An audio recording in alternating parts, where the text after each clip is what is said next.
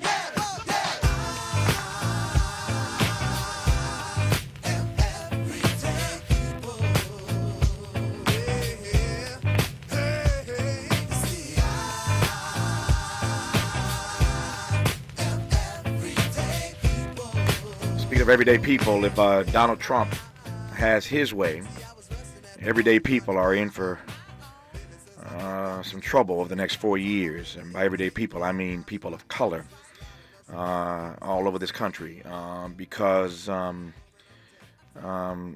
ain't nothing nice, if I can put it that way. It ain't nothing nice when you consider what Trump's second term will mean for DE&I. Dismantling DE&I has become a core mission, as you well know, of the conservative political movement, whose tactics include anti-DEI lawsuits, anti-DEI legislation, and routine attacks on DE&I in the public arena. As such, the incoming Trump administration is going to, trust and believe, wage a multi-pronged assault on DEI in a number of ways, including issuing anti-DEI executive orders. Get ready for that. All across the government, he's going to do away with DEI. Implementing the Project 2025 DEI agenda. He tried to distance himself from Project 2025 and he ran, but trust and believe he's going to embrace that agenda now that he's won.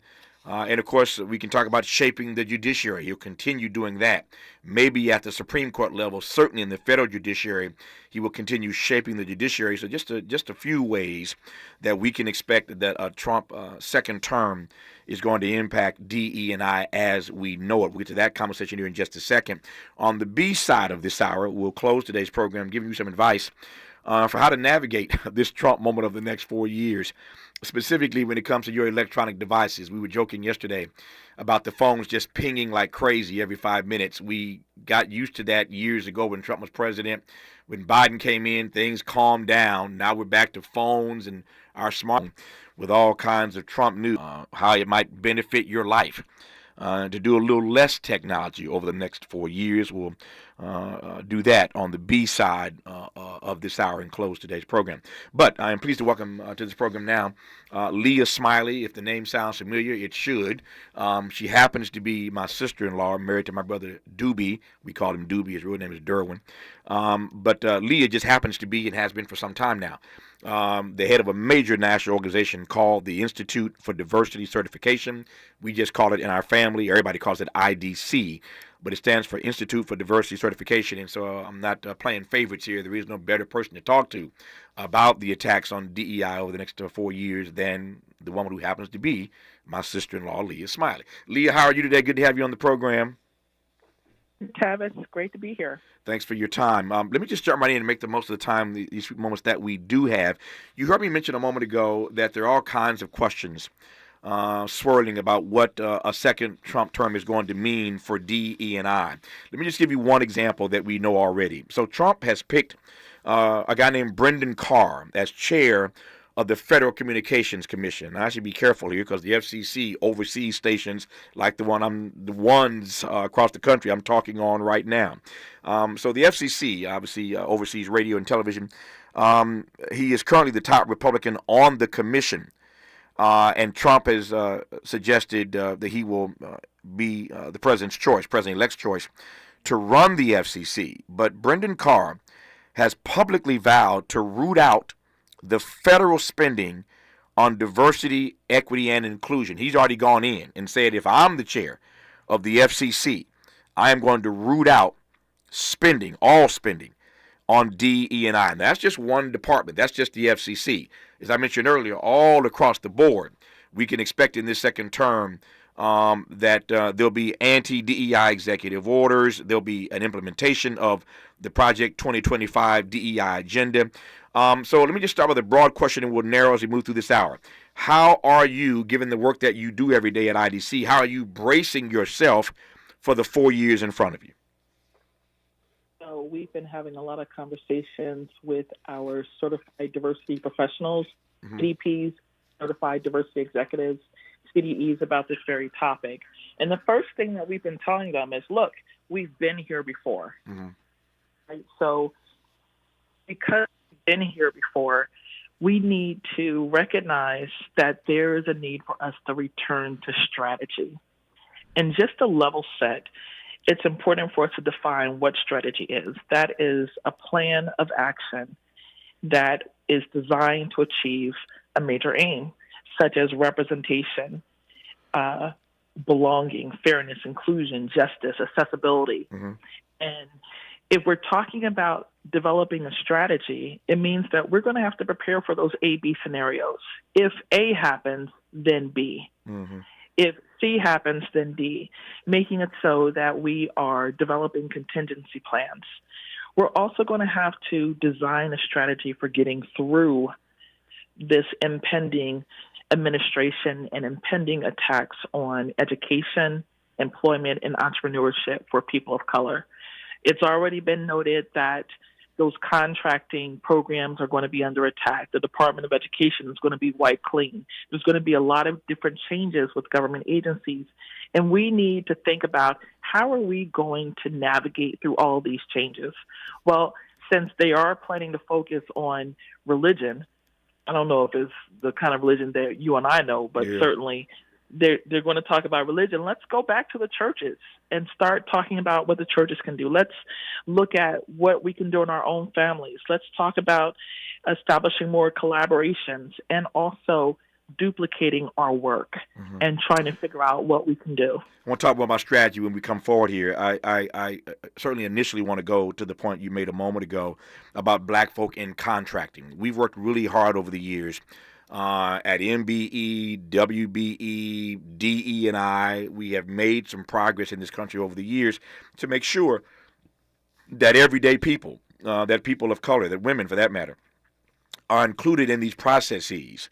But if the Trump administration is going to attack DE&I in the way that I'm prepared for them to do, in the way that you're prepared for them to do, then what does that mean specifically for black folk in government contracting? A whole lot of black folk who've done quite well, courtesy of winning contracts with the government in all kinds of spaces. Let's start with that when we come forward with Leah Smiley, who's president of the Institute for Diversity Certification, IDC.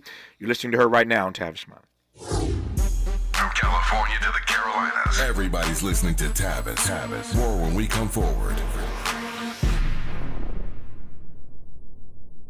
Make a move into a home of your own. With City National Bank's Ladder Up Home Loan Grant, you could receive up to $20,000 that you never need to pay back. Use it toward your down payment, save on closing costs, or to buy down your mortgage rate. Find out more at cnb.com/ladderuphome. City National, here for every stage of the journey. Property must be in a qualifying market in California, New York, or New Jersey. Additional terms and conditions apply. Not all applicants will qualify. Terms are subject to change without notice. City National Bank is an equal housing lender. Member FDIC. NMLS number 536994. Whether you're going over the river and through the woods in the capable Silverado 1500, getting the choir to church on time in the 3-row Traverse. Thank you! Or driving cross town to deliver your famous Cajun-spiced holiday turkey in the Equinox EV, America's most affordable EV with a 315-plus mile range. Add confidence to every holiday adventure and get it done with a rugged and capable Chevy truck or SUV. Find your red tag. Get 0% APR financing for 36 months on select popular Chevy models when you finance with GM Financial. Chevrolet. Together, let's drive. Offer available on all 2025 Equinox and 2024 Silverado, Equinox EV, Blazer EV, and Silverado EV models. Monthly payment is $2,860 for every $1,000 you finance. Example down payment 22.2%. Must finance with GM Financial. Some customers may not qualify. Not available with lease and some other offers. Take new retail delivery by 12/2/24. Thank you. An official message from Medicare. Couple more minutes, and we'll start this month's book club. You know, I usually love a plot twist, but this year, I'm comparing my options during Medicare open enrollment. You can't assume your current health or drug plan is the best one for you. And you gotta make sure your drugs are covered. That's important. So is saving money. Review all your options at Medicare.gov. Open enrollment ends December 7th. Paid for by the U.S. Department of Health and Human Services. Oh no, stomach issues again? Stomach issues? Who are you? Your pancreas. I could be the real reason for your diarrhea, gas, bloating, stomach pain, or loose oily stools. I thought it was my stomach. People often do, but any of these symptoms could mean having a condition called exocrine pancreatic insufficiency, or EPI. With EPI, the pancreas doesn't release enough enzymes to break down food, but EPI is manageable. Use the symptom checker on identifyepi.com and speak with your doctor. That's identifyepi.com. Sponsored by AbbVie. Helping to make you the most knowledgeable person in your circle of friends. This is Tavis Smiley. Tavis Smiley and Leah Smiley, who is the president of the Institute for Diversity Certification, IDC, talking for a few moments here about what Trump's second term could mean for DE&I. And so the question I want to start with, Leah, right quick here, is specifically what this means, what Trump's reascendance means for black people who own companies that contract with the federal government. What's your read of the drama that lies in front of them? So traditionally, black folks are the last hired, first fired, right? We've already heard whispers that there's going to be an effort to cause pain economically. And because we know that, we have T-2 to prepare, 2 months basically to prepare. So we're going to need to expand our focus, get into those STEAM areas, science, technology, engineering, arts, and math, making it so that we're indispensable and we're getting into those areas that are going to be up and coming. Talking about AI, we've done that in our own company, getting into artificial machine bias prevention. Also reinventing ourselves, making it so that we're touching on different points that we may not be aware of now, like talking about neurodiversity, mental health, different areas that we know aren't going away, looking at accessibility, and certainly thinking about how we can reinvent ourselves, how we can upskill, reskill, expand our focus, because ultimately that's going to ensure that we're indispensable. Also consider thinking about going global. How can we tap into more global organizations, right? How can we tap into those companies that are looking to get into America now and make it so that they can continue to do business after the tariffs go into place? So this is our time to start thinking about all the creative ways that we can prepare for what's to come.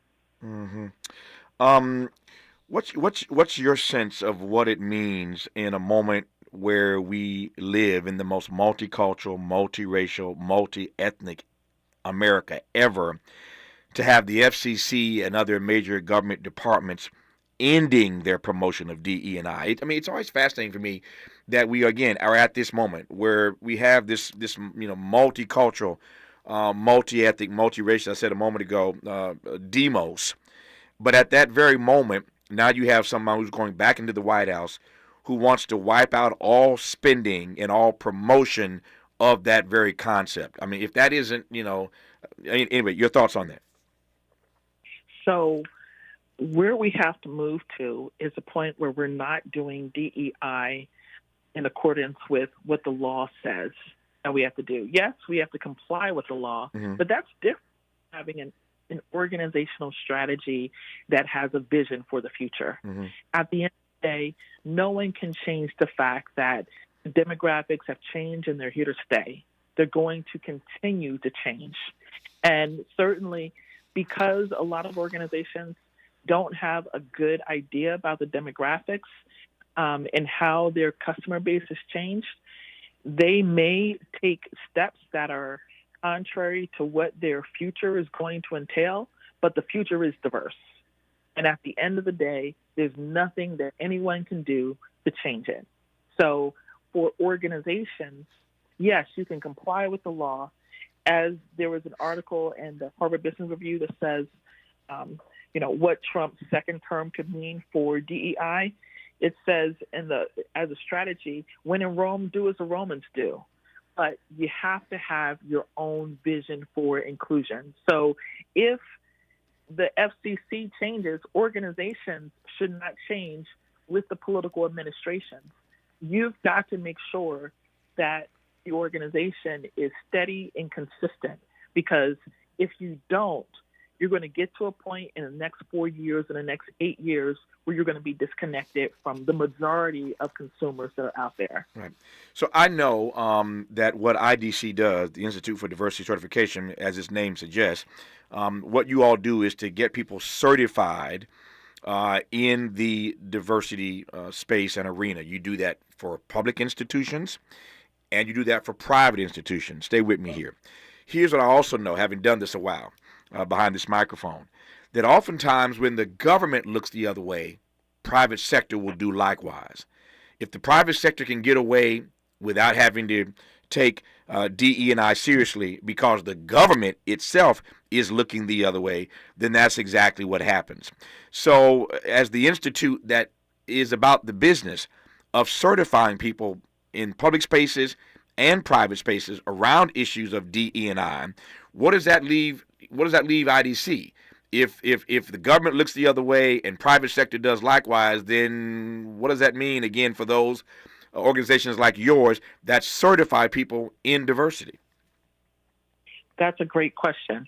What we've been seeing, Tavis, is that you still have cities, states, and localities that are doing diversity, equity, and inclusion work. Mm-hmm. So the federal government is saying, hey, they're telling people, hey, we're going to stop this. We don't need this. What's happening is you have people that are realizing, oh, shoot, we have problems. We're going to have to make sure that we contact these diversity people. Mm-hmm. So we've actually had people from all these different states, these state agencies contacting us. And this is also where diversity work can pivot. So just like how you operate in multiple states, you can start tapping into some of those states mm-hmm. that have organizations that want to reach out to these communities, that need to reach out to these communities in the future. The same thing for DEI work. We can start looking to impact these states that will have programs and that also have a need to do DEIA work. At the end of the day, like I said, people say, we hate DEI, we don't want to do DEI, but then behind the scenes, they call us. Yep. So, it's just life. No, I hear the pivot. If the federal government looks the other way, then you go to the states, you go to cities, municipalities that still care about doing the work, and you keep moving. I get that part. When we last spoke about this, it's been a while since I last talked to you about this. When we last spoke, we were, I think, wrestling with what I would term a mass exodus of DE&I officials in the private sector. There was a number of stories that had been written about why all these companies that had promised to do better after the murder of George Floyd were doing U-turns on these issues of DE&I. Is that mass exodus in the private sector still happening of these DE&I officials, executives? Yes, it is still happening. And what we are seeing is that at the same time that they are laying off workers mm-hmm. in the DEI space, they're also consulting with independent contractors because the work still needs to get done and they are still having problems. So we've had in our last meeting with our certified diversity executives, one of the young ladies shared how she got laid off. But after she got laid off, she started consulting, and she just had all this business. And a few other people shared those same stories. Mm. So the companies are laying off full-time workers, but they are still consulting with these individuals because they need to get the work done. Now, they're calling it different things. They're not calling it DEI.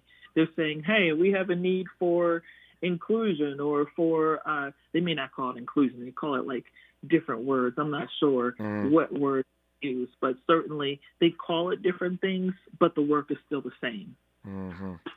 Yeah, I take your point. There's really no way around it. If you're going to have a diverse workforce in a country that is, as I said earlier, more diverse than ever, there's really sort of no way around it. And so this is a political response that Donald Trump has to the changing demographic in this country. We all get that. But again, if your workforce is going to be made up of people of color, there ain't but so much getting around this. One can actually do. I wonder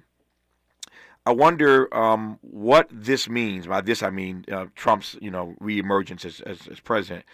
I wonder what this means for people of color and their money earning potential. What's your read of what these attacks are going to mean for the money earning potential of black people and brown people and other people of color?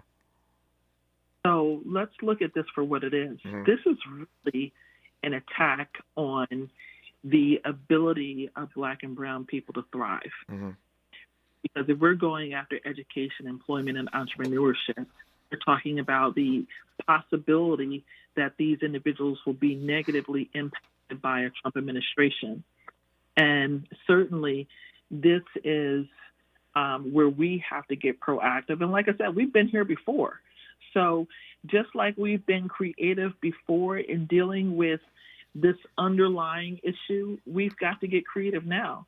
And we have 2 months to put into action a plan, a strategy that will ensure that our households, our family, the progress that we've made is not going to go back. And certainly that means that we're going to have to be proactive and not reactive. And certainly there's been a lot of division because there's a whole bunch of folks who are like, people who look like you and me that say, hey, we don't need DEI. We don't want DEI. And we think that, this thing is a waste of time. It's not a waste of time, but certainly we've also got to continue the education that we're doing around this work, and making it so that we expand the effort to be more inclusive so that we can get what we need to get, bringing on those allies as much as possible. But yeah, it is an attack on our pockets, and certainly just being aware of that and planning accordingly. Yep. So I mentioned these executive orders, these anti-DEI executive orders we can expect Donald Trump to sign.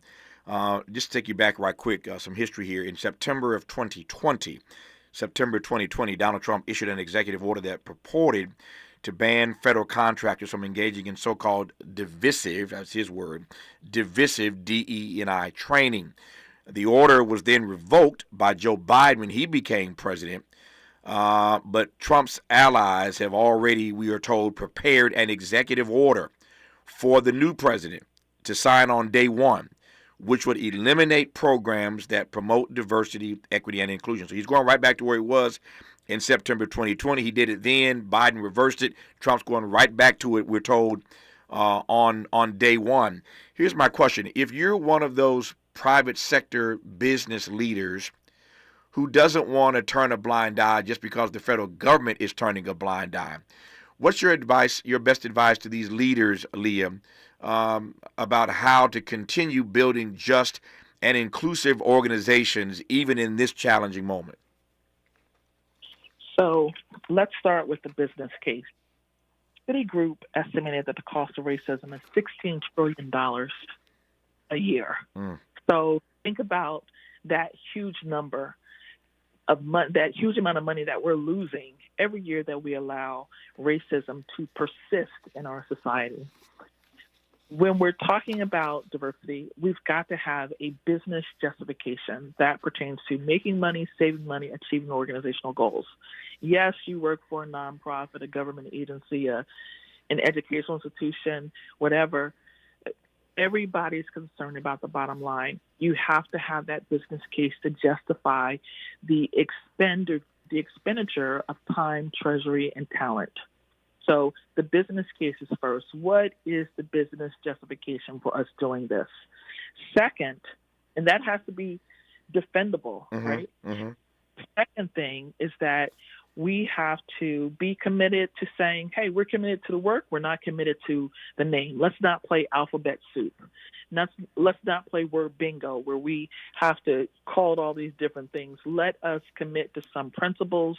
Let's commit to an overall vision that we want to achieve that goes beyond what this current presidential administration is going to do, because we can't have a business that goes up, down, all around, zigzag in every which direction every time we have a new presidential administration. There has to be a standard way that we're going to operate, and that's the way that the organization is going to be most successful. So in that instance, they have to be clear about what the vision is and transparent about it. And then the third thing is they have to make a commitment to making progress, right? And that means communicating to the leadership team that this is non-negotiable. If we're going to do this, we're not going to make a commitment and then backtrack. We're going to go forward, period.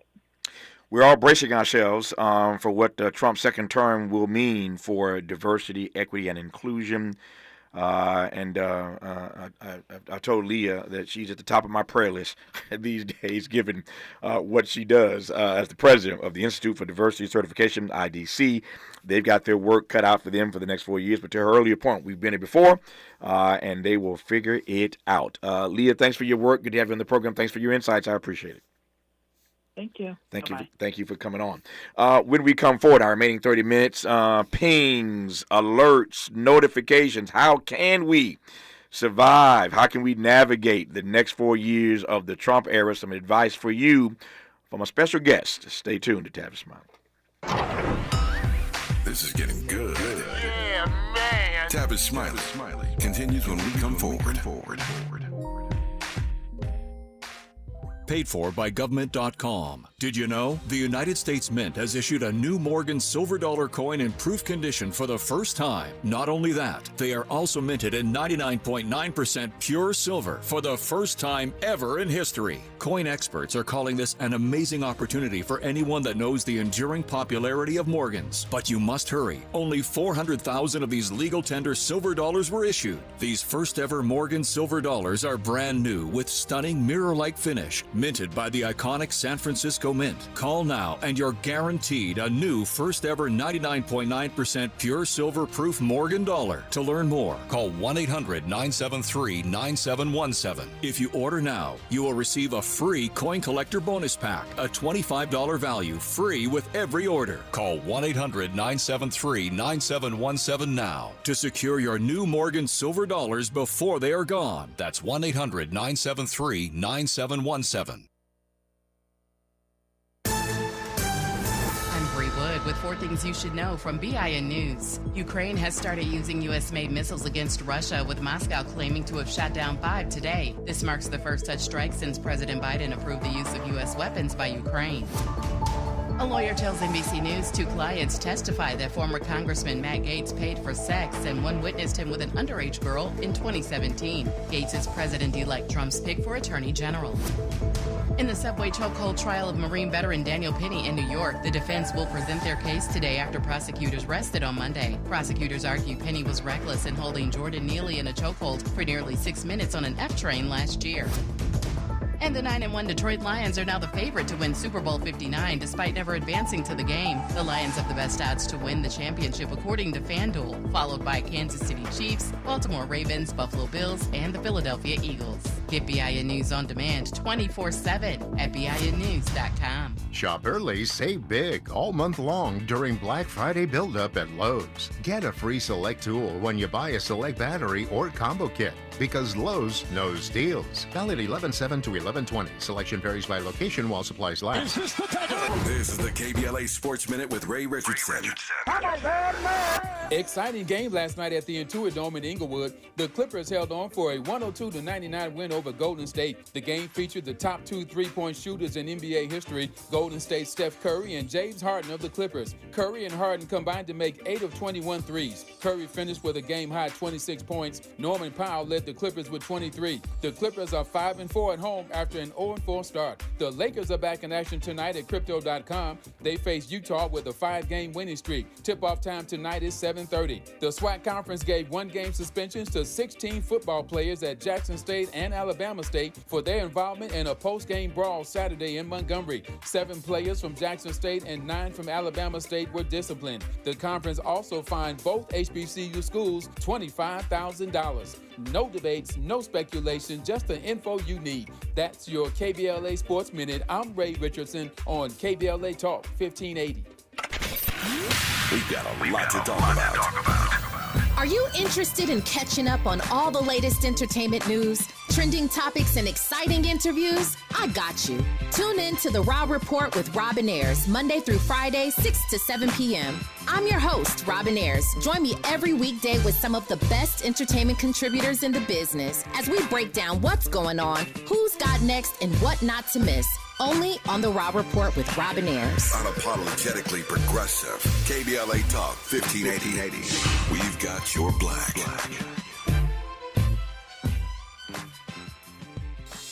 Helping to broaden your political and moral imagination with our 2024 Climate Justice Campaign. We're KBLA Talk 1580. Having the time of your life is more rewarding than ever when you visit any MGM Rewards destination nationwide. Dine, stay, play, and earn on all of it. Details at mgmrewards.com. Subject to earning and redemption limitations applicable to certain purchases and in certain states. If you're living with dry age-related macular degeneration or dry AMD, you may be at risk for developing geographic atrophy or GA. GA can be unpredictable and progress rapidly, leading to irreversible vision loss. Now there's something you can do to slow it down and get it going slower. Izervay is proven to slow GA progression. Izervay gets GA going slower. Izervay or avacincaptad pagel is a prescription eye injection used to treat GA. Don't take it if you have an infection or active swelling in or around your eye. Izervay can cause eye infection, retinal detachment, or increased risk of wet AMD. Izervay may temporarily increase eye pressure. Your vision may be impaired after an eye injection or exam. Don't delay. Ask your doctor about Izervay today. Izervay gets GA going slower. Visit Izervay.com. That's IZERVAY.com. KBLA Talk 1580. We've got a lot to talk about. KBLA Talk 1580, connecting you with services and solutions. If you need help getting your resume in order, finding job training, or landing a job, we've got 3 great options for you. First, the City of Los Angeles has WorkSource centers across the area offering free job support. The California Workforce Development Board can help you with everything from GED prep to vocational training at no cost to you. On the federal level, the Department of Labor's American Job Centers offer a full range of services for job seekers and businesses alike. Visit careeronestop.org, or for more info, just call California's Help Center or visit cwdb.ca.gov or call 916-657-1440. For the City of Los Angeles programs, go to ewd.lacity.gov or call 213-744-7300. All these services are free to help you get your next job. This is a community call to action from KBLA Talk 1580.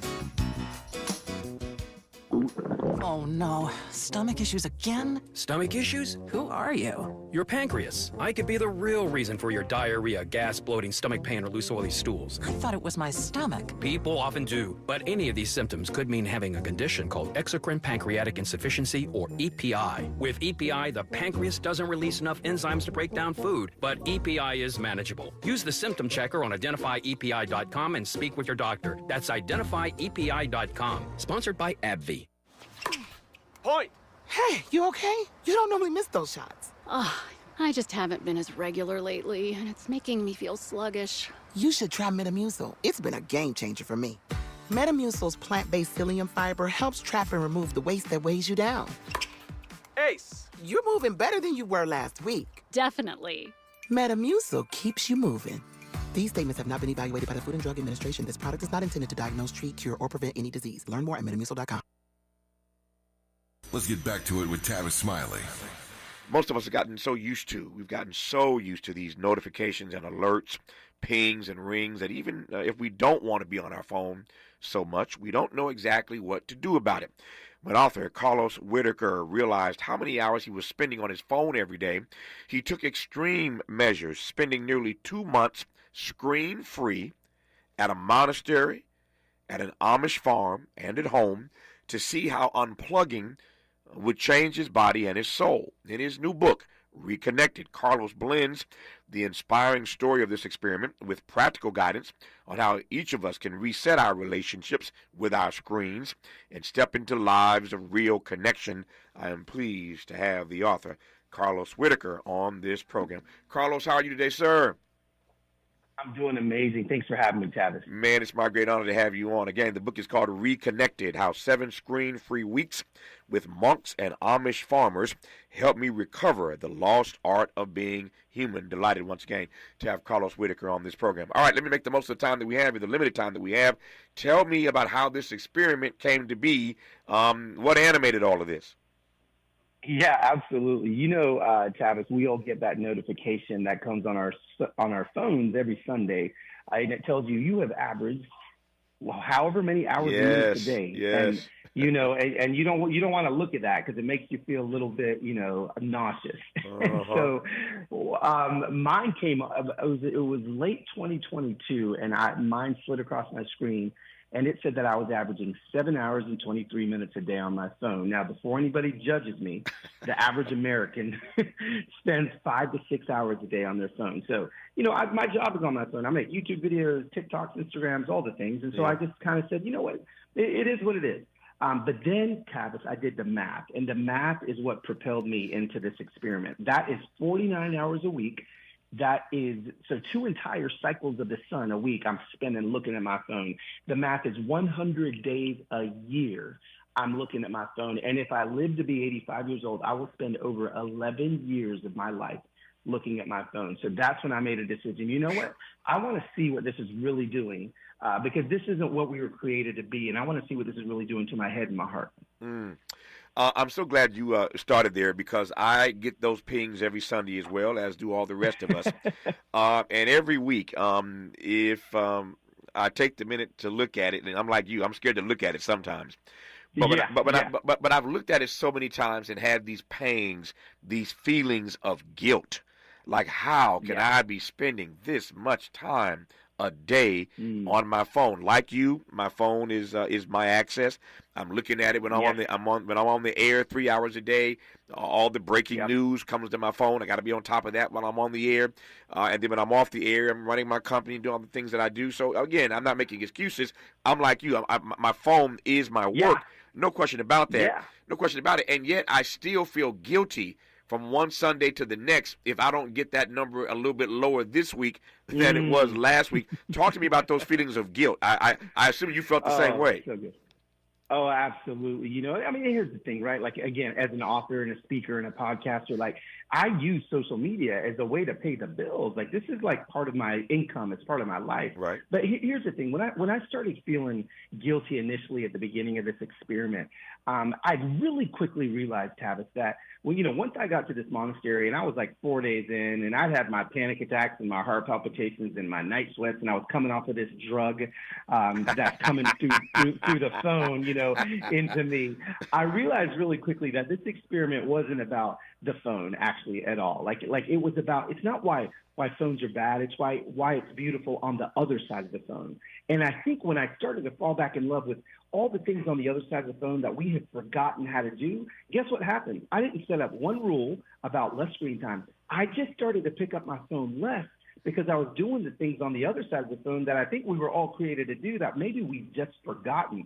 And so, what I love about the way I wrote the book, it's not a shame book. It's not why phones are bad. It's literally just reminding all of us about the human things that maybe we can start using our own minds and souls for, as opposed to just turning to Google every single time. I want to walk through a few of these experiences that you had right now. Let me start with the monks, since you mentioned the monastery. Tell me why that was the choice, and tell me more then about the experience of the choice. Yeah, no, absolutely. So, I was looking for a couple of subcultures in America that weren't as tethered to their devices and their screens as we are, right? And so I figured, well, the monks probably just walk around and pray all day. They probably ain't on their phone. And so, I found a Benedictine monastery. It was 23 hours a day of silence. Let me tell you, this brother went insane. It was not like it wasn't this joyful thing. It was about 3 days of, like I said, it was really difficult those first 3 days. But day four, it felt like an elephant stepped off my chest, and I think I got it. And so, I'm a spiritual man. I believe in God, and so there was a way for me to reconnect with the voice of God in ways that maybe I hadn't connected in a long time. And so it was booming suddenly when there was a lot less noise happening on my, on my phone. The amount of times I would reach in my pocket when I wondered about something, I'd walk out of my little cabin and I was like, I wonder how hot it is. And I reached for my phone. I was like, well, I guess it's just hot. I'm not going to know. All of these little things that we take for granted that we just know, right? And so one of the things I learned from the monks is wondering is a uniquely human thing, but we no longer wonder anymore because of these phones. Yeah. And so we go to Google every second. I think we know too much. I think our souls and psyche were not created for the amount of content we consume. So now I just wonder a lot more. If I'm with a group of friends and they're like, I wonder what happened at that concert in 1975, and then someone pulls their phone out, I'm like, nope. We're not going to look it up. We're just going to wonder. And we're going to sit here in the wonder. And wondering brings so much creativity, all these things that I think that we've lost. So the monks were a great place for me to kind of reconnect spiritually, and it was amazing. Let me tell you a funny story. I think you'll appreciate this, given the book you've written. Again, I guess it's Carlos Whitaker. His book is called Reconnected, How 7 Screen-Free Weeks with Monks and Amish Farmers Helped Me Recover the Lost Art of Being Human. We'll come back to that being human here in a moment. But some years ago, this is, probably 12, 15 years ago, there was an article written in Forbes magazine, and the article highlighted 4 well-known Americans who did not use cell phones. 2 of those persons, one of those persons was Warren Buffett, and one of the other 4 persons was a guy named Tavis Smiley. And it was, and people still talk to me all these years later about that story in Forbes about how I did not own or use a cell phone. This is literally 15 years ago. And people are like, was that a true story? Did you really not have a cell phone? I said, I did not. Now, I have an assistant. At the time, I had 3 or 4 assistants. And so wherever I was, there was always an assistant with me. So if I needed to take a phone call or whatever, there was Raymond, there was Kim, there was Danny. Somebody was always around me. No matter where I was in the world, somebody's with me as an assistant. And I had access to a phone. But I did not have a cell phone, did not use a cell phone, did not want one. Fast forward some years, literally just a week or so ago, I'm in my office, and I get a notification on my phone that my battery is dying. The battery is dead and needs to be replaced. And at that time, I only had 4% left on my phone. If you had seen the panic that set in when I'm trying to figure out how am I going to get this battery replaced, my assistant was nowhere around that day. I literally got in my car, hightailed it out of this building, ran to a place to get this battery on the phone replaced. In the middle of the day, they needed time to do this, right? So I literally sat in my car for 2 hours waiting on them to replace this battery because I knew if that thing had gone dead, I was in trouble because everything I know, all of my connection was in that phone. I sat in that car and I laughed at myself because 15 years prior, I'm in Forbes magazine in a story about how I don't even use a cell phone. And so now I'm going into full panic about this. I shared that story, one, as a way of confession because I'm guilty too.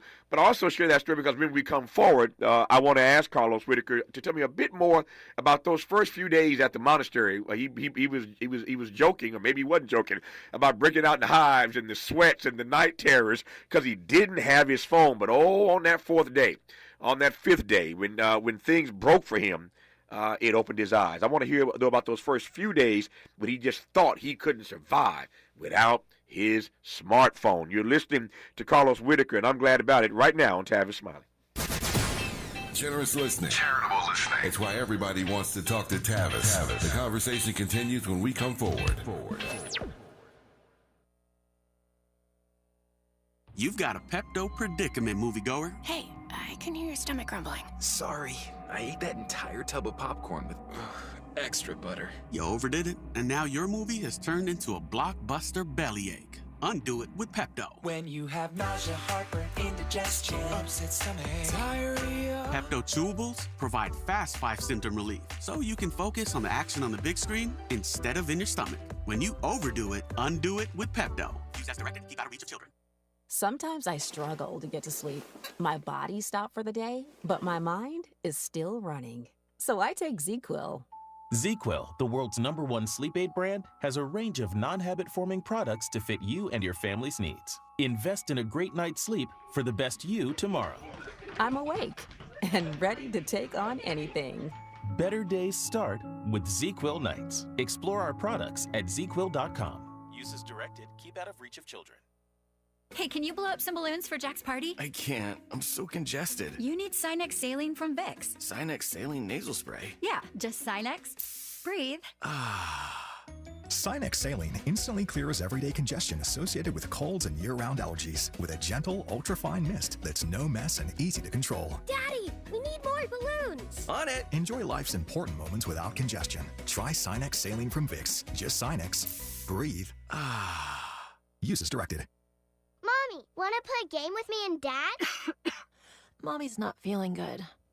You need to vaporize that cold. Vaporize? Yeah, with Dayquil VapoCool. It's Dayquil plus a rush of Vicks vapors. Whoa. Come on, honey. Let's let Mommy rest. You guys are amazing. And so is Dayquil VapoCool. Dayquil VapoCool, the vaporizing daytime coughing, aching, fever, power through your day medicine. And to vaporize sore throat pain, try Vicks VapoCool drops. Use as directed. Keep out of reach of children. Sometimes he fails at fitting in, but we're okay with that. You're inside the Tavis Smiley Show. You are indeed with Carlos Whitaker, author of the new book Reconnected: How 7 Screen-Free Weeks with Monks and Amish Farmers helped me recover the lost art of being human. Watching my time is getting away from me. So, Carlos, we talked about the monastery and the monks. I want to get to the Amish farmers here in just a second, what that experience was like. But tell me a bit more about those first few days of panic when you didn't have your phone, but then the peace that came on day 4. Absolutely. One of the cool things that I got to do for this experiment was I got my brain scanned by a neuroscientist in Los Angeles before and after this experiment. And so when I got my brain scanned before, and then I get dropped off by my best friend at this monastery, and let me tell you, the panic you were talking about when you had 4% battery, imagine that times 1,000 when your best friend in the world drops you off at a monastery and drives away with your laptop, your iPhone, your iPad, your Apple Watch, and everything, right? I was like, Lord have mercy, I am addicted if this is how I feel. Well, sure enough, I legitimately felt like I had the flu those first 2 days. I woke up in the middle of the night, wet, soaking wet, I was from night sweats. My heart was palpitating, my chest was tight. And, come to find out when I went back for my brain scan at the end, and we can talk about that in a minute, but the neuroscientist told me that I was legitimately having withdrawal symptoms. The dopamine in my brain was resetting, the serotonin level in my brain was resetting, and all of those physical manifestations of anxiety were legitimately because I did not have my phone with me. And so I'm letting people know that those are real things that our brains are being affected by these screens. Now, fast forward to day 4, and let me tell you, I was going to go home. I was like, I'm done. I've done it for 3 days. I can write a book about 3 days. I don't need to do 7 weeks. and my wife was like, nope, you made a commitment. You're going to do this. And so it was that 4th morning where I woke up, and like I said, I felt like an elephant stepped off my chest, and I fell back in love with solitude. Solitude, we are the first human beings to walk the face of the earth. Think about it. To walk the face of the earth without access to solitude. Like every other human before us, all the generations had access to solitude. We don't have that anymore. So I fell in love with solitude. I fell in love with wondering. I fell in love with noticing. Noticing is something that we don't do anymore, right? With savoring, right? We don't savor because we multitask. When you drink, why is it that first cup of coffee on vacation tastes so much better than that cup of coffee on the way to work? Because you're savoring. So I was able to savor, and the monks really taught me all of those beautiful things on the inside of who we really are. Tell me then about the Amish farmers and that experience. Yeah. Well, let's go. Going from 23 hours a day of silence to the Amish felt like moving from a cave to Manhattan. Those Amish go hard. They are hustlers. They talk nonstop, man. And I'm telling you what, it was exhausting. And also, let it be known, I was the only black man living in this Amish town. So, like, you know, there was all kinds of stuff I was having to overcome when I was there. And so this family, the Millers, they invited me in, and I became a sheep farmer. Listen, I'm a city boy, but he's teaching me about making hay. He's teaching me about shearing sheep. Like, if a sheep were to walk in the exit door in the building I'm in right now, I could shear that thing in 5 minutes flat. I got new life. I love it. I love it. I love it. Like, I'm like learning it. And so I'm learning all these things. But let me tell you what the Amish taught me without devices.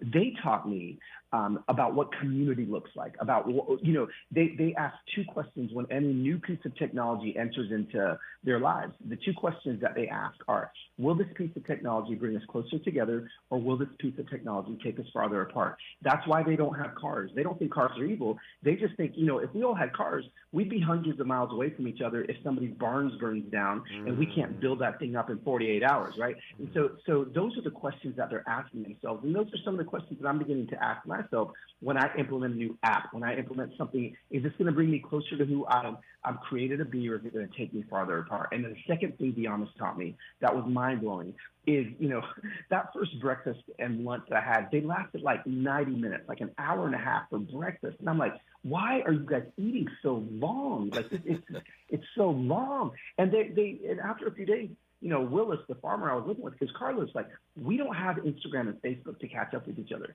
This is the way that we visit. This is the way that we do it. And then I realized, you know, the Amish and I, we don't, obviously I'm not Amish, so we don't agree on a lot of things.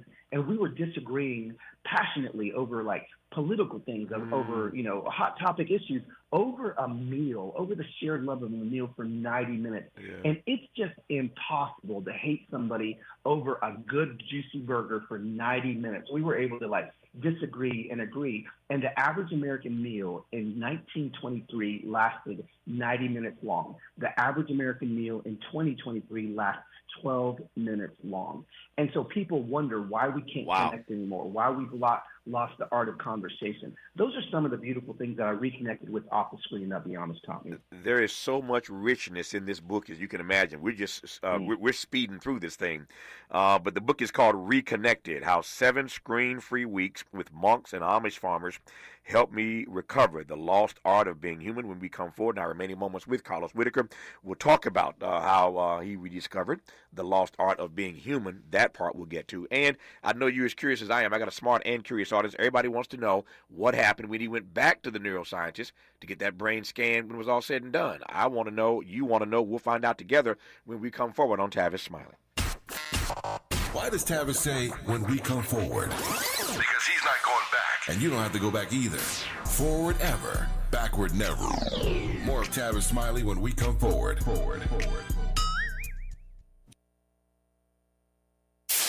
KBLA Talk 1580. We've got a lot to talk about. KBLA Talk 1580, connecting you with services and solutions. If you need help getting your resume in order, finding job training, or landing a job, we've got 3 great options for you. First, the City of Los Angeles has WorkSource centers across the area offering free job support. The California Workforce Development Board can help you with everything from GED prep to vocational training at no cost to you. On the federal level, the Department of Labor's American Job Centers offer a full range of services for job seekers and businesses alike. Visit careeronestop.org, or for more info, just call California's Help Center or visit cwdb.ca.gov or call 916-657-1440. For the City of Los Angeles programs, go to ewdd.lacity.gov or call 213-744-7300. All these services are free to help you get your next job. This is a community call to action from KBLA Talk 1580. Oh, could this vintage store be any cuter? Right? And the best part? They accept Discover. Accept Discover? In a little place like this? I don't think so, Jennifer. Oh, yeah, huh? Discover's accepted where I like to shop. Come on, baby, get with the times. Right, so we shouldn't get the parachute pants? These are making a comeback. I think. Discover is accepted at 99% of places that take credit cards nationwide. Based on the February 2024 Nielsen report. and the top-rated African-American talk show host in the nation, according to Talkers Magazine. You're tapped in with Tavis Smiley right now. Tavis Smiley and Carlos Whitaker. His book is called Reconnected: How 7 Screen-Free Weeks with Monks and Amish Farmers Helped Me Recover the Lost Art of Being Human. I have not done justice to this text. My producers tell me that Carlos is actually headed this way to L.A. in the next few weeks or so. Carlos, if that is true, we got to continue this when you come to L.A., man. Please come see me.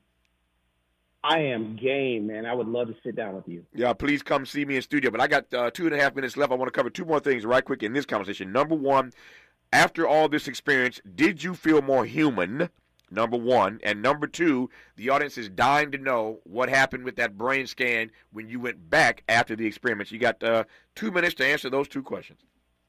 Let's go. So here's the deal. I definitely felt way more human. So human that if you think about it, I am a young Gen X, and so I still was remembering life before these smartphones, right, and what it felt like. And I literally lived like my 1989 childhood for 7 weeks. It was so human, and I think that we've forgotten that we don't need to use Yelp. We can use our intuition, man. Like we've missed so many great restaurants because, some guy named Bob gave it 1 star, and we don't even know Bob's taste buds. It's like we can go figure this stuff out ourselves. And so I felt more human. I felt like I was reconnected with my family. My family said it was the purest version that they've ever had of me. So I think our kids deserve it. Our families deserve it. And again, this book isn't about why phones are bad. It's why it's beautiful on the other side. But Let me tell you about my brain scan results.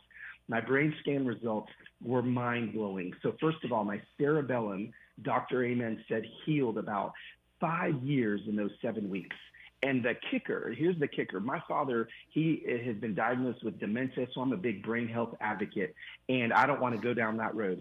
He said that my cognitive memory score, because I did all this testing, went from the 50th percentile before. So I was in the 50th percentile of average for an American man in memory.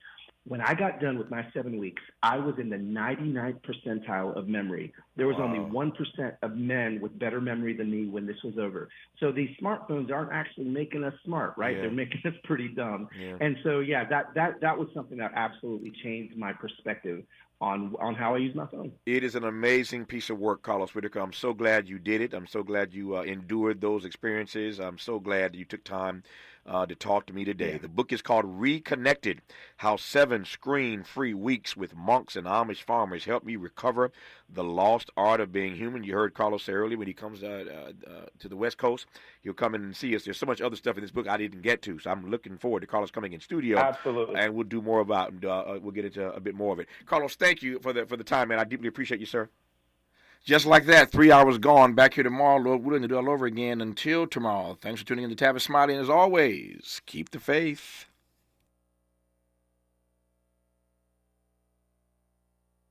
KBLA 1580 Santa Monica. I'm Bree Wood with 4 things you should know from BIN News. Ukraine has started using U.S.-made missiles against Russia, with Moscow claiming to have shot down 5 today. This marks the first such strike since President Biden approved the use of U.S. weapons by Ukraine. A lawyer tells NBC News 2 clients testify that former Congressman Matt Gaetz paid for sex, and one witnessed him with an underage girl in 2017. Gaetz is President-elect Trump's pick for Attorney General. In the subway chokehold trial of Marine veteran Daniel Penny in New York, the defense will present their case today after prosecutors rested on Monday. Prosecutors argue Penny was reckless in holding Jordan Neely in a chokehold for nearly 6 minutes on an F train last year.